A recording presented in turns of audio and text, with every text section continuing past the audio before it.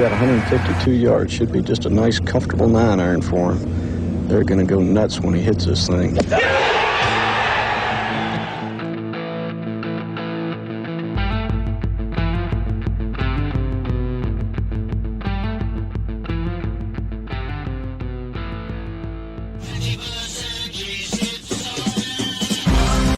That's dirt. Yo, ladies and gentlemen, it is my great honor to present to you the ultimate Ryder Cup betting guide, courtesy of the Preferred Lines podcast. My name is Joe Idoni at Tour Picks, of course, is a place you can find me on X. My partner beside me right there is John Haslbauer at PGA Tout. He's currently about 20 minutes from Bethpage Black. John, are you fired up? Can we get this thing started already? Let's go, baby. I'm so pumped. I've keep telling this story to everybody, but I played my high school matches at Bethpage, not on Black, but at basically every other course besides Black. And they have had a sign up since I was in high school, however many years ago that was, that said Ryder Cup. It said 2024 because of COVID, but it said the Ryder Cup was coming then, and it was like 20 years away at that point. And now we're here, and I feel like my whole life has been building up to this moment. Yes, they've hosted multiple majors in my lifetime. I was there in 2009 at the US Open. I was there in 2019 at the PGA.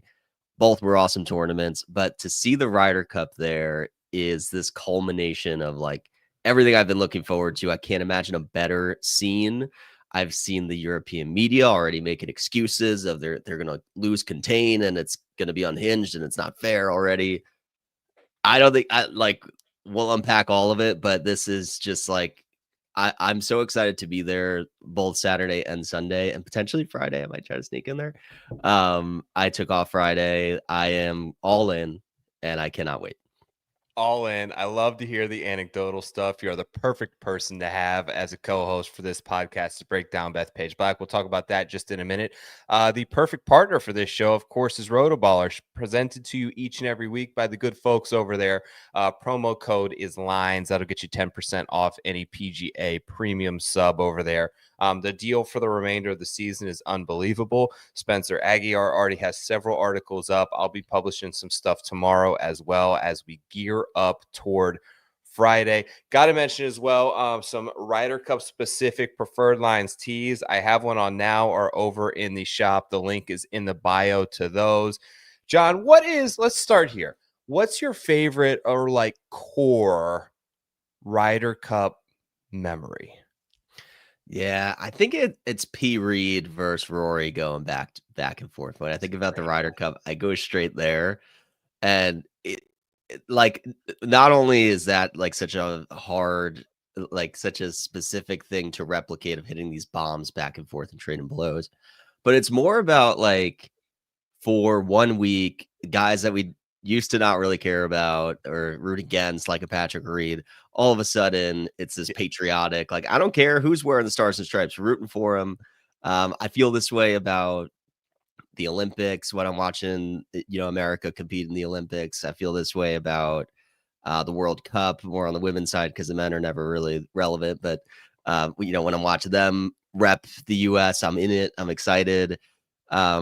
And now it's like it's golf. It's this patriotism for golf, which is all the things that I love. So it's interesting because I don't think when I was like a young kid I was watching the Ryder Cup. I was definitely watching the majors, but maybe like in my household it was still like football on Sunday and stuff.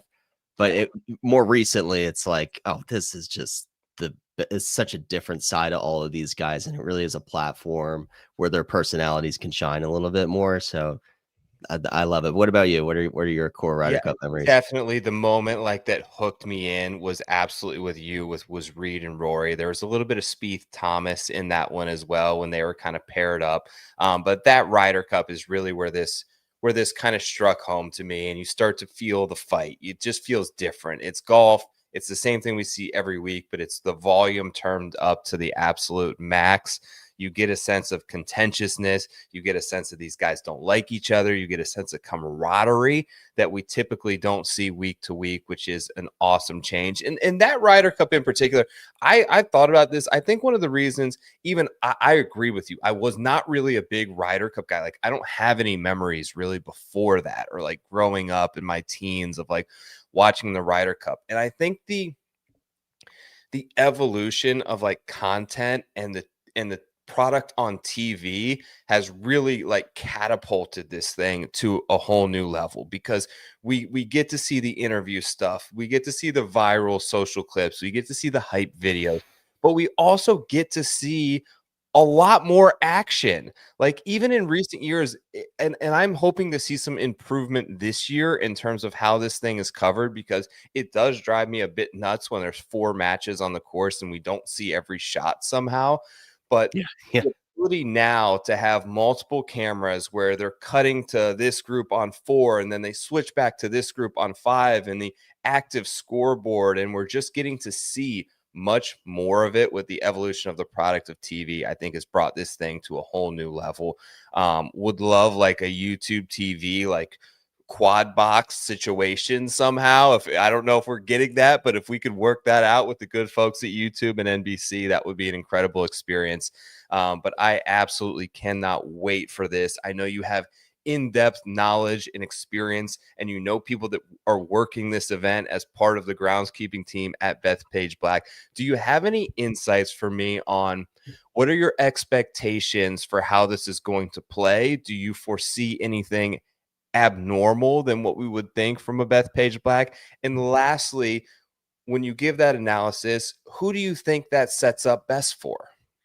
Yeah, I think with the Ryder Cup, the way that this works is the host country and captain get to design it however they want.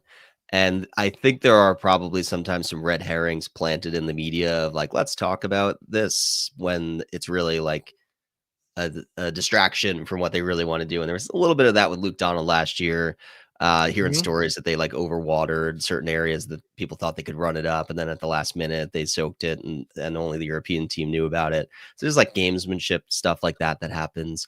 And we shouldn't just walk into this and be like, it's Bethpage, let's look at comps and who played well in 2019, because they are going to set it up differently.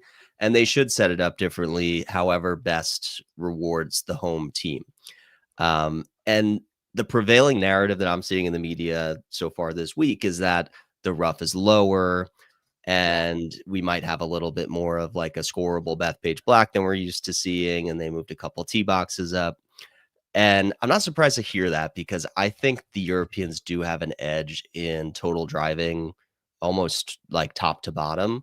This is a very accurate European team. I think even Rory, I don't want to dismiss as like a liability off the tee. I wouldn't even say that like that's a problem. He's maybe one of the more erratic European players off the tee, but he's still like the best off the tee guy here. So that's not dead weight. And then maybe you say Fitzpatrick might be like one of the less accurate guys, but everybody else I look at, Rahm, Ludwig, Victor, Tommy, Hatton, Lowry, they're all super accurate with the driver. So I think if I were the US, I would want to mitigate the penalty for missing the fairway, which looks to be what they've done.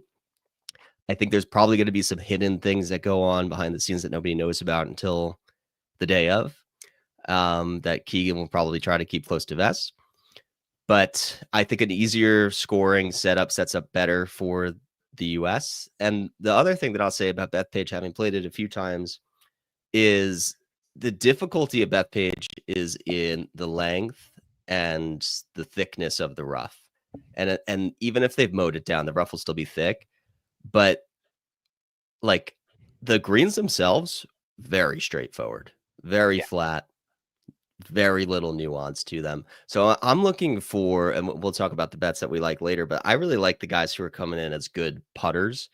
And I do think it sets up, we've been talking about the Rory Reed thing. Like, I think it sets up for some of these trading blows. Like we're going to see a lot of 30-footers get drained here because the greens are going to be so pure and not much like curvature, not much undulation to them.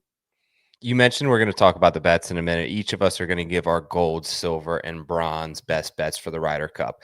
We are going to try to wrap that up sooner than later. But I did want to talk to you a little bit about the stats. And one of the things about the setup is I do feel like by eliminating the rough, and I think they may be just trying to take away the unknown variable. But think about Scotty, for instance, right? The best player in the world.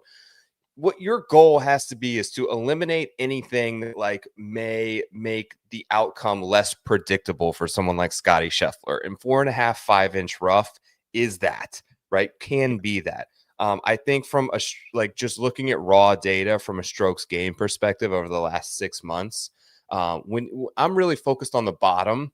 So 5 of the bottom 6 guys in strokes gain total over the last 6 months are all on the European team. It's a little convoluted because Rasmus Højgaard, is in last, but his DP World Tour rounds aren't incorporated into that. But it's from the bottom up. It's Højgaard, Morikawa is the lone American, Lowry, Rose, Straka, Oberg. So I think what they foresee is we're playing better top to bottom right now.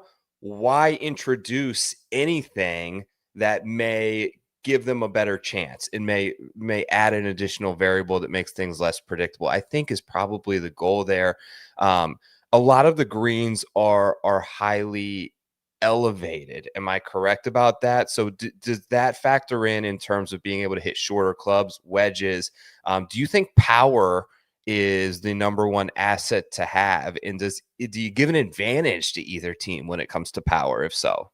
Yeah, absolutely. That's the one other thing I would say about Bethpage. You don't run it up on any of these greens at all. And what makes it so difficult when it's, set up like a PGA and a US Open, the last time we've been here, it's really hard to hit these fairways. It's very long. So you're hitting long iron approaches out of rough and you can't run it up. So you're going to hit a low percentage of greens in regulation, even if you landed on the green that's rock solid, super firm, and going to run off, kind of like what we would see at Muirfield Village. Yeah. But more like diabolical penal rough.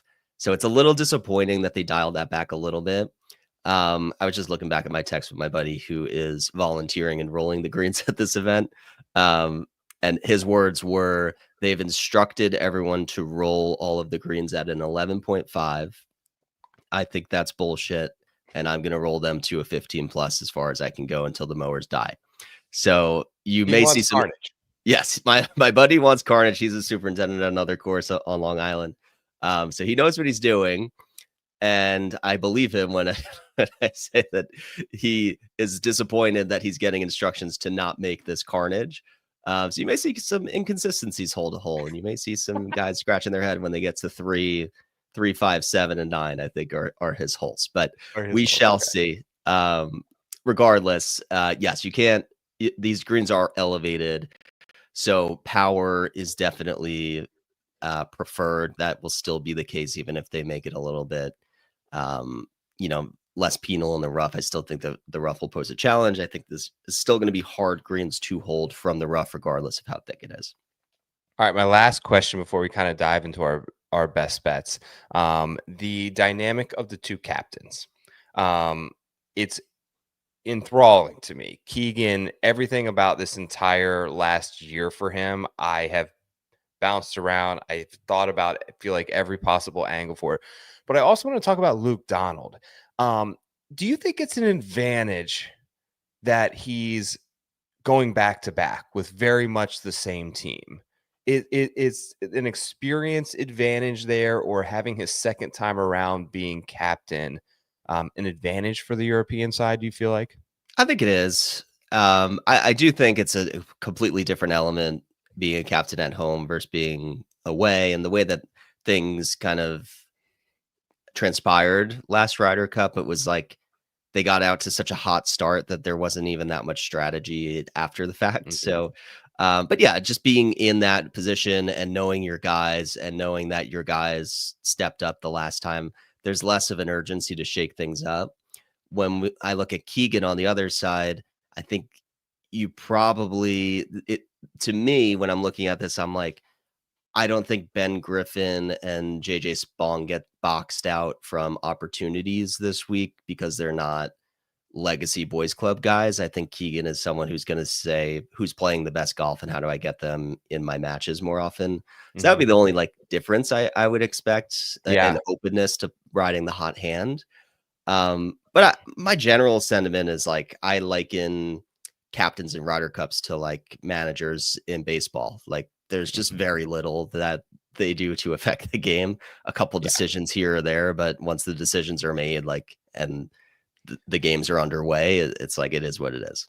Once the players are within the ropes and a tee is in the ground, there's nothing they're doing. I think it's strategy, and I've actually bounced back on this as well. I think it may be an advantage to the U.S. team that they're running very much back the same team, and you're going against the same captain because there's a playbook, right? We have a very good idea, I feel like, of a lot of their pairings. We understand probably what went into a lot of Luke Donald's strategy in terms of who he's going to throw out there and what he did last time, right? We can study what he did and we can strategize against that versus they're studying a complete unknown in Keegan Bradley. And it seems like probably a little bit more of a guessing game if they're trying to match up what they think Keegan's going to do, because he has a very new team. He's never been a captain versus I think the U.S. team has a very good idea of probably what the European team is going to do, which I think could potentially work in their favor. It's interesting to me because not many people have asked them about it, but they were at least at one point very close. They vacationed together. Obviously, that famous photo of them playing basketball with Jordan and Tom Brady is still circulating around in the Bahamas. But you just wonder like how much their friendship still exists, if they're on speaking terms, if Keegan's been talking to him over the last 3 or 4 years since Luke's known he's been captain about, hey, what's it like? How do I plan out the dinners? What am I doing in the year leading up? If he's giving him any tips or info in there, or if they're on non-speaking terms until Sunday afternoon. It'll definitely be an interesting dynamic to take place. I can't wait for this thing to tip off. I've been speculating about pairings all day and been combing through the odds board for probably the last week, trying to siphon out any sort of value that I see possible. I know you have as well, John. Let's get into our favorite plays in bets for the 2025 Ryder Cup. I'm going to kick it to you to start with your bronze pick. Little supporting graphic here, John. You like the top USA scorer to be Justin Thomas at 14-1. Tell me why. I do. I think it's a value bet. It's a big number. You don't see 14-1s really in any market in Ryder Cup bets. And these are the numbers I'm used to betting Justin Thomas outright against a field of, 150 guys. So that really jumped out to me. Top USA score. So not even top overall points of the USA roster.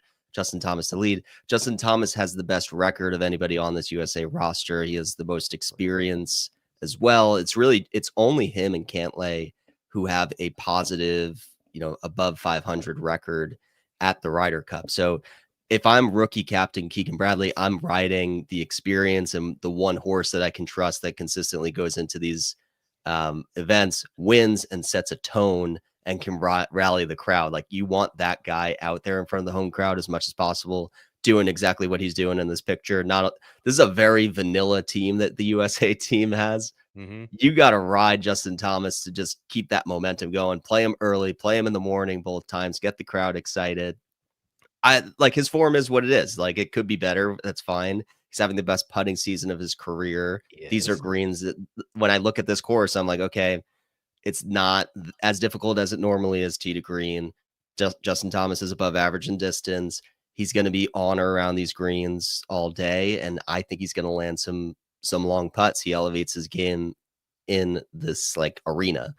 The other thing is that Scotty's record is not dominant for whatever reason in Ryder Cups. It should be, but it hasn't been, and I don't think the odds are really adjusting. They're not separating Scotty Scheffler, the dominant stroke play player, from who Scotty has been year over year in President's Cups and Ryder Cups. So Yeah. I think there's a lot of value in these USA markets where Scotty's eating up a disproportionate amount of the equity than he should. Correct. And I'm in agreement with you on Scotty. I think he's the best player, obviously, in this tournament. Yeah. But we've seen the best player come into the Ryder Cup and not be the leading scorer in most Ryder Cups. In fact, there's been a lot of scenarios in which they've actually struggled. So I like Justin Thomas a lot too. More on that later for me. But I'm going to go with my bronze pick, also from the USA roster. I'm going top overall scorer. And just let's go, Bryson. Like, let's get the people in a frenzy. Let's give the people what they want. I'll start by saying this. I think simply from a course fit perspective, when I've done my best, and I don't know how much of this really is effective in terms of stat modeling, but I think he's the best course fit guy playing. It's very hard to say he's not a top 3 overall player, and I think he's the best course fit. This is quite simply a long, challenging American Parkland style golf course in the Northeast and in New York. And that's essentially right in this guy's wheelhouse. I also think that I love some of the noise. And this goes back to like Pinehurst between Rory and Bryson and him getting the American fans on his side and like USA chants breaking out at Pinehurst #2. And it continues to the Masters where they had the little tiff where Bryson said Rory wouldn't even talk to him. And then he made comments in the media this week about he's an attention seeker. And the stuff from Brandel, frankly, about how he's a captain's worst nightmare. I think this galvanized the team behind him, dude. I think they all came out today in support of Bryson. I think they love him. I think that the crowd is going to love him. I think he's going to pull a head cover on the very first tee on round 1. He's going to send it toward the green and he's going to blow the non-existent roof off Bethpage Black. I think he's our second best player. We've talked about the struggles sometimes of the leading guy coming in, and maybe Scotty might not be presenting the most value. It's interesting because the next 3 guys on the top overall score odds board that I looked at over on DraftKings were Rory, Rahm, Fleetwood, and then Bryson. So it's interesting to me that you have a team that's the favorite, right? A minus 145 favorite, yet their second best player is the 5th guy on the odds board. I also love his pod that he's been practicing in. I think it's the deepest and best pod that we've had going. If that's any inkling in terms of pairing, you have Bryson, JT, Cameron Young, and Ben Griffin. I'm okay with any of those partners, frankly, for Bryson. I'd much rather see any of those guys than Spawn or English or some of the other guys. I think that's the deepest and best one. Now, will he play all 5? I think he should. I don't know. But even if he plays 4, that may be enough. If you think this Ryder Cup is going to be a close one, which I think it probably is, 3.5, maybe 4, maybe even 3.5 points is enough to maybe get the top overall score done. He's the man. Let's see him, run him out there plenty. I want to see Bryson go out there and win over the people and be the star that I think he can be. He's my pick to be top overall scorer. What are your thoughts? Yeah, I love it. I mean, it's Wingfoot all over again. Yeah. It should be. It's going to be maybe like a diluted version of Wingfoot this week, but that same game plan is going to work here. And this is the one thing where I wish the captains could choose matchups, because that Keegan would put Bryson against Rory on Sunday, and that's what we all need to see. Can't they kind of do that? Do you think they'll do that? Because I talked about them being like friendly. Yeah, part but of me feels like they're like, dude, this is in the best interest of the sport. I think Luke probably thinks that Rory will win that. I think Keegan probably thinks that Bryson can win that. Yeah. Especially with the crowd behind him and how they're going to ride the hell out of Rory in that matchup. They both probably think it's an advantage to their side. Like, there's so many situations. I feel like, where we never get this in golf. We never get Scotty Rory. We never get Romska.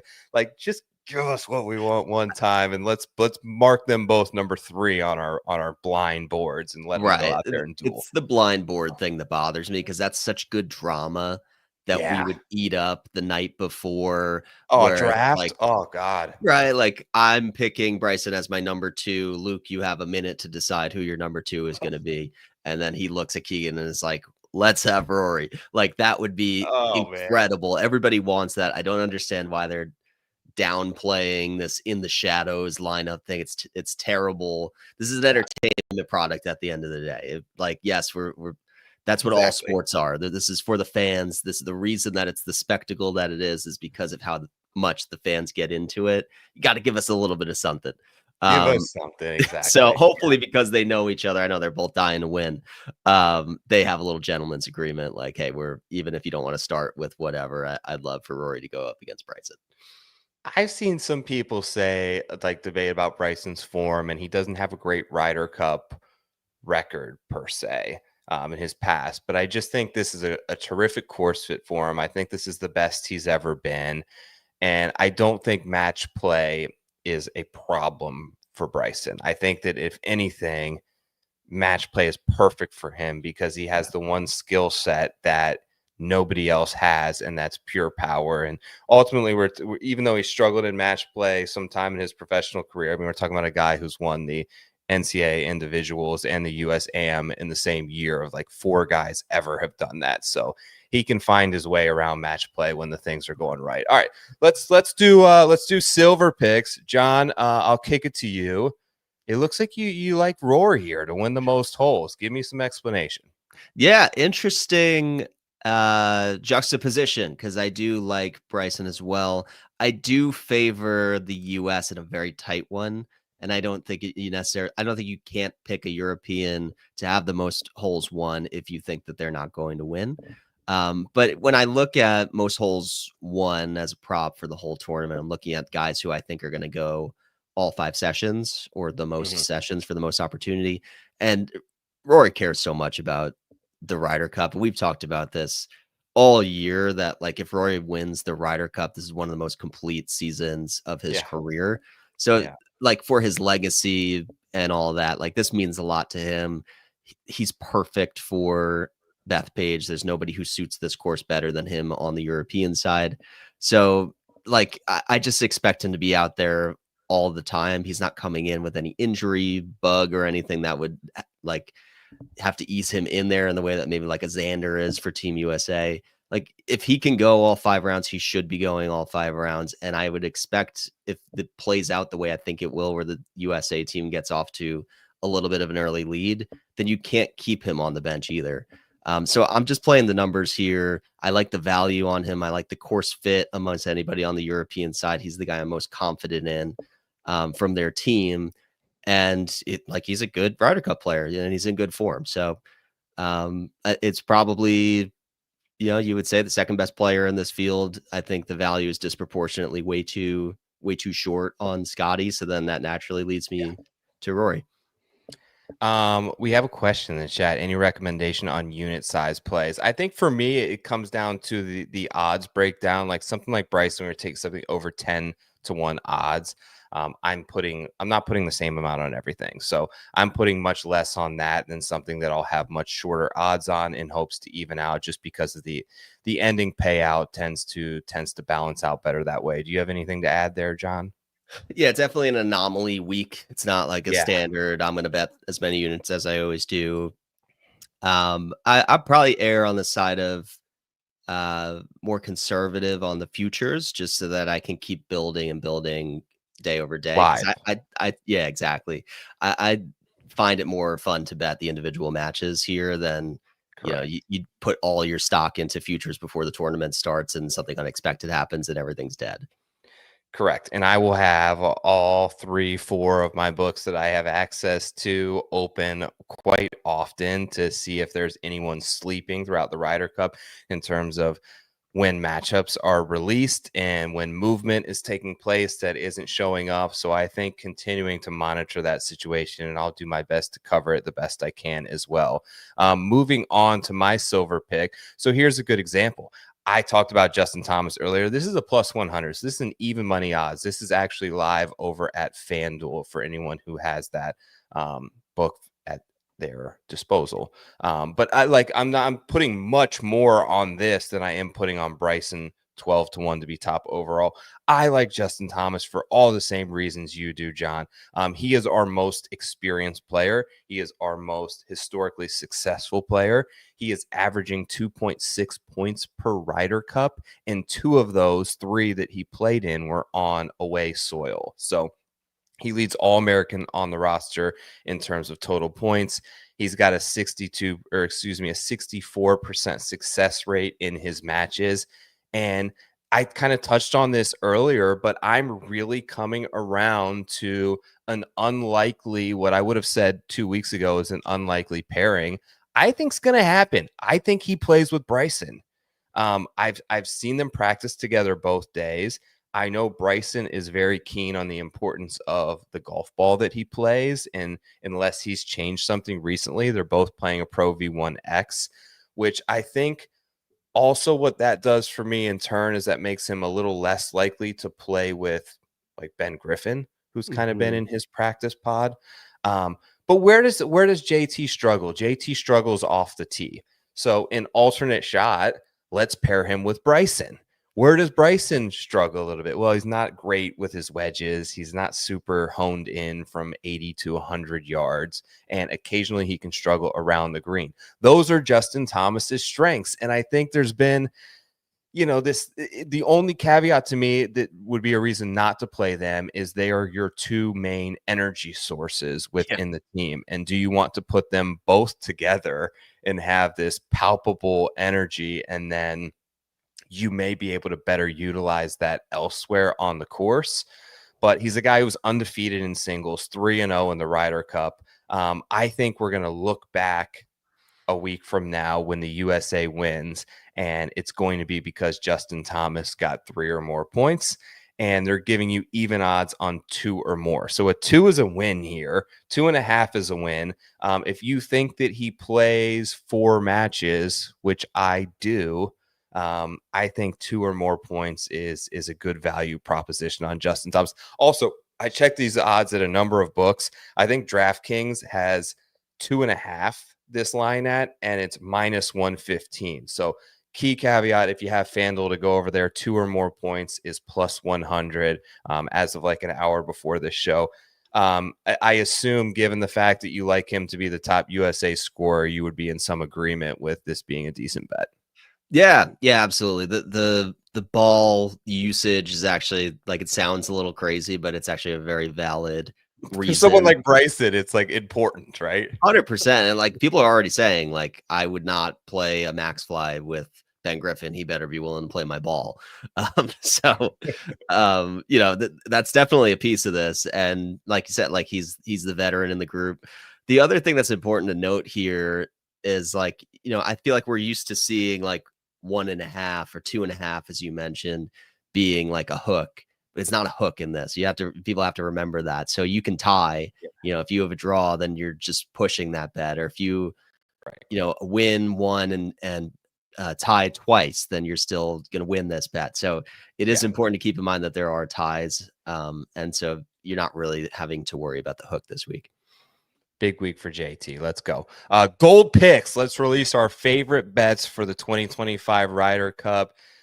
Mr. Haslbauer, you like the newcomer, Benny Booms, as they're calling him on the internet these days. Ben Griffin over 1.5 points, slightly juiced odds at minus 110, but a very fair bet if you like. Essentially, I just had the strokes gained total up for all players in the field. He's the 3rd best player in the entire field over the last 6 months of play. That's over a long-term form. And he's only asking 1.5 points to hit the over there. Tell me why you love Benny G. Yeah, he's been cooking all year, ever since he chased distance. And, 6 months ago, we might have laughed at Ben Griffin being on the team. We would have looked at Bethpage and said that's not going to work for Ben Griffin. And then all of a sudden he completely transformed himself. He's one of the longest players on the American team. And as soon as I saw what he did against Scotty Scheffler at Muirfield Village at the Memorial, going toe to toe and holding it down, and really like navigating a similarly long and difficult course, a classical style and all that, I said, all right, I'm serious about Ben Griffin. I think he's actually going to be one of our guys. And you mentioned it, top 3 in strokes gained total in this field. He's one of the hottest players. Last time we saw him, didn't love that he missed that little knee knocker. I know. I thought about like that too. I didn't love what I saw there, but that's not enough for me to say he's not built for the Ryder Cup. He's won a bunch this year. He's won a team event this year, albeit Zurich Classic, not exactly the same stakes, but he partners well with other guys. I'm really going all in on the best putters. And I think that he's going to hit a lot of long ones. That's the strength of his game. I think he's a great partner for anybody on this team. They probably want to pair him up. Honestly, no, you could put him with a veteran. You could put him with a new guy. Who do you think he plays with the most? I think he's going to rotate. I don't think he repeats with anyone. I kind of see him as like a Tony Finau role from Whistling Straits, where it's just like, this is a nice guy that can get along with anybody, and you don't have to worry about contrasting styles. He's well-rounded, and he would be a good partner to anyone who wants to have him. I agree with your take with Bryson, where the max fly thing just isn't going to fly. I think JJ Spawn is interesting because he probably doesn't have a natural partner, and they're both like these underdogs who are riding hot for him. Do you think he needs a vet, or could you like throw him with Cam Young? You could throw him with Cam Young. I think Harris English makes sense for him. This is what I like about him. I don't think he's boxed in where maybe if I looked at this last year, I would say, all right, well, JT and Spieth are locked together, and Xander and Cantlay are locked together, and Henley and Scotty are locked together. So there's only so much opportunity for these other guys to get spot starts. Here, I see a lot of rotation and riding the hot hand. So the reason I like this bet is I think you're getting at least 2 matches, like team play matches plus the singles. So I think he's got at least 3 shots to get 1.5 points. And I like his form over the other guys. And if he plays well on day 1, they could put him out there multiple times. I'm not expecting it. I think you get 2 team matches and a 3rd singles. But it wouldn't be crazy if he looks like the best player on the team and they need a young spark and they threw him out for 3. I mean, the people that I've talked to who like don't follow golf as closely as someone like us, or people that watching this show, are like kind of shocked that he's on the team. But I'm like, dude, don't be like, he is not a liability whatsoever. He's number 3 in strokes gained total the last 6 months. He's up to number 11 in the OWGR. So he's currently ranked ahead of the following guys in the field: Hovland, Oberg, Straka, Rose, Young, Cantlay, Burns, Lowry, Bryson, Hatton, Rahm. Those are for other reasons. Fitzpatrick. He's ranked ahead of most all these guys in everything. Let me ask you this. This is a fun little thing because I kind of looked it up. What would you guess? So he's currently ranked number 11 in the world. The last time the Ryder Cup was held on U.S. soil in 2021 at Whistling Straits, what do you think his OWGR World Golf ranking was at that time? Jesus. Oh, man. Like 400? 1,845th player in the world. Talk about a come up 4 years later when we're back in the U.S. He wasn't in the top 1,800 guys in the world.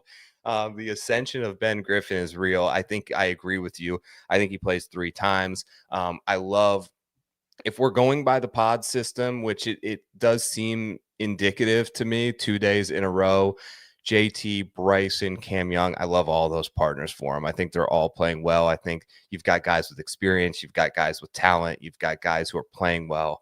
Love this bet. Roll Ben Griffin. I would have taken this, frankly, had you not sent it to me as your gold pick. It was on my board. All right, let's get to mine. I pivoted here. I'm not looking back, John. We're going all in. Let's take Team USA to win. Do you believe in home field advantage in the Ryder Cup?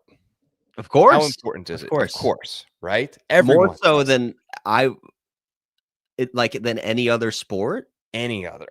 right? Like I It's can't. statistically proven to be the most influential advantage in all of sports is being the home team in the Ryder Cup. I think 15 of the last 20 have been won by the home squad. Minus 145, probability roughly equates to a 58% chance to win. I think it's more than that. Like I just said, they've won 75% of the last ones. I'm willing to concede. I personally think the US has a better roster top to bottom when I go through each player, but I'm not going to shy away from, like, if someone wants to make the argument that Europe has better players, it's close, right? I think they are hyper motivated. I think part of it is the selflessness of the man in the picture right there, Keegan. And you talked me kind of into this and how important it is for him to look at guys like Burns and Griffin and say, I picked you for a reason over myself.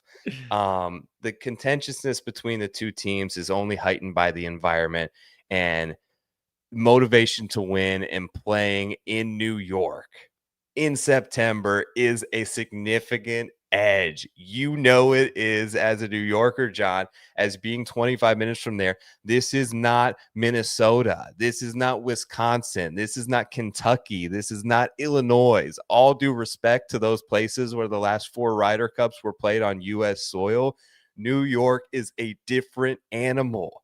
What it brings out and the spirit that I think it will bring out of these players is something that is kind of unquantifiable. I think that foursomes, then 4-ball, in terms of the format that we picked, has historically been an advantage. The U.S. is 9-3 in Ryder Cups when that is the chosen format. The reality is, despite a relatively even matchup from skill and talent standpoint, the home team wins the cup. I think we have the best player. I think we have the second best player. And I think the depth is an advantage for the USA. There are a lot of people that I respect a lot that were sharp on the Europe line 3, 4, 5, 6 months ago. That value on them at plus 180, plus 190, plus 200 has effectively been siphoned out.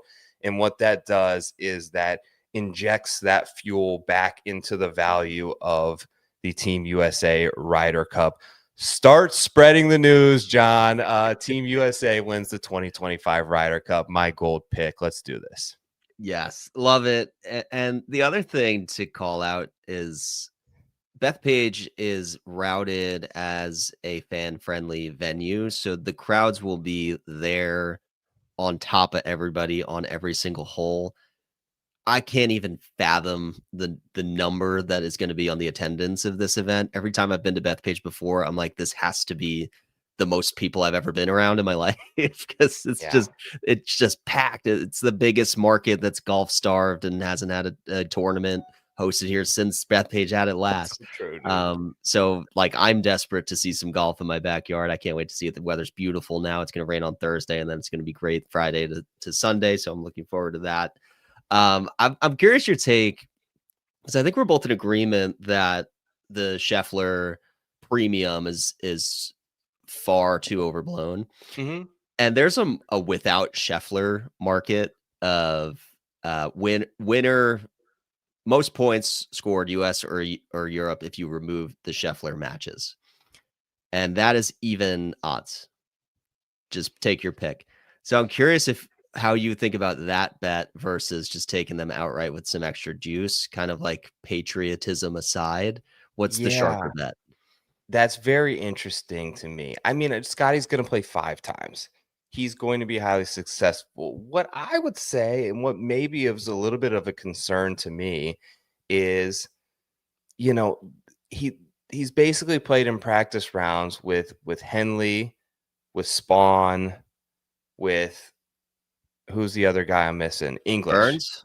No Burns at all. Burns has been with the other guys. Henley, Spawn, English, I believe. And I think those are kind of the weaker parts of our team aside from Russ Henley. So I think, like, when you look at someone like Bryson and JT and Griffin and Young, I think those cores are much stronger.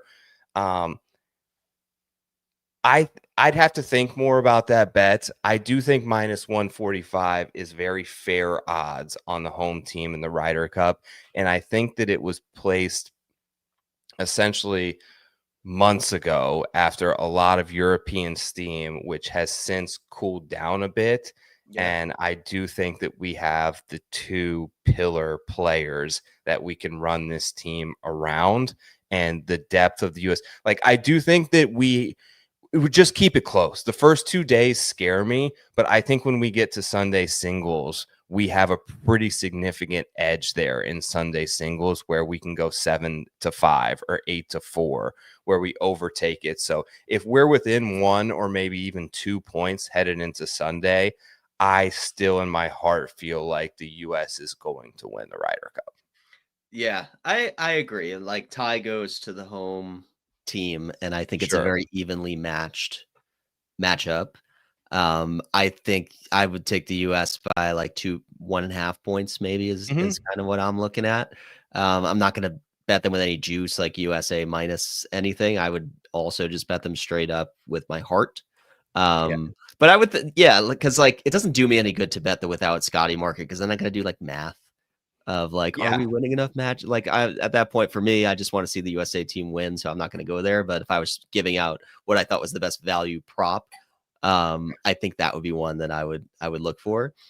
And when we talk about Sunday singles, I'm very curious what we get out of Xander and Colin this week. I think they're the two X factors who, if they play to their full potential, we're gonna cruise. Like, I'm so confident in this team if Xander and Colin bring their A games, but I'm very nervous that they are not themselves, and Me too.